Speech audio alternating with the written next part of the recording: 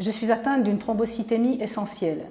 Le diagnostic m'a été annoncé en 1994, il y a donc 21 ans, lors d'un don du sang, un don de plasma.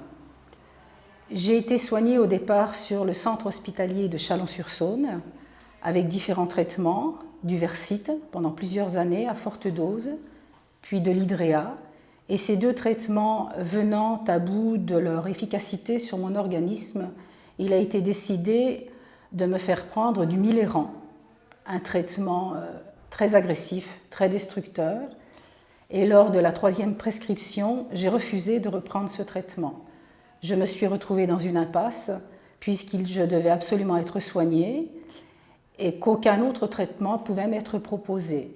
J'ai donc recherché une association de malades comme moi et j'ai eu la chance de rencontrer l'association HALT, Aide et lutte contre la thrombocytémie essentielle. À l'époque, c'était son nom puisqu'elle s'appelle maintenant HALT toujours, mais SMP, qui regroupe les syndromes myéloprolifératifs de façon plus générale. Serge Giraudier, son président, m'a bien écouté, m'a bien entendu et m'a alors orienté sur l'hôpital de Lyon-Sud où l'on proposait de nouvelles avancées en termes de traitement, dont l'anagrelide sous forme de comprimé.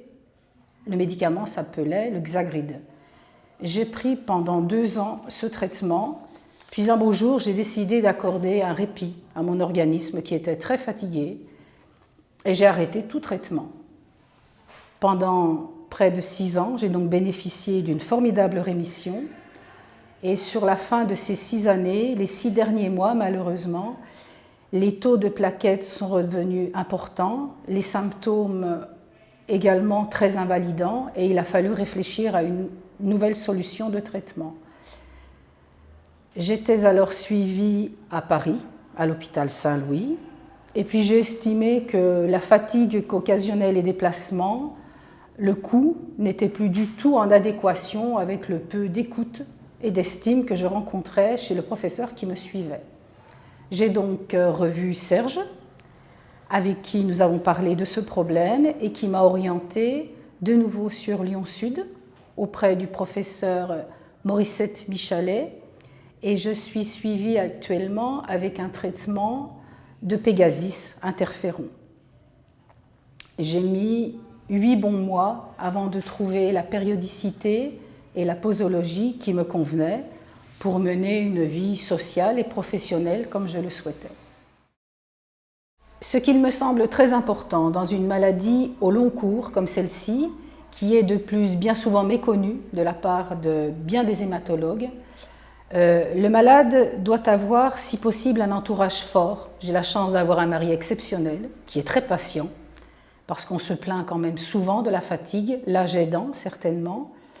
Il est important de faire connaître ses décisions auprès du médecin qui nous suit. Il est important de dire que c'est une maladie qui fatigue énormément, qu'à un moment donné, on ne sait plus très bien si c'est la maladie ou si c'est le traitement.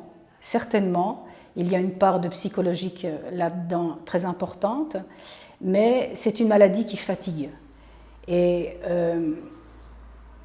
on est bien souvent pénalisé dans son parcours de maman, au départ, quand on vous dit une grossesse, c'est peut-être plus vraiment le moment où c'est très dangereux. On est pénalisé dans sa vie professionnelle parce qu'on se met en retrait, parce qu'on n'en peut plus, parce qu'on est épuisé. J'ai pour ma part arrêté de travailler volontairement pendant 7 ans, bêtement. J'aurais dû me battre pour obtenir un statut qui me permette de vivre avec un salaire décent. Or, j'ai arrêté pendant 7 ans. Et je pense que tous ces points-là, il faut bien les avoir en tête quand on est malade.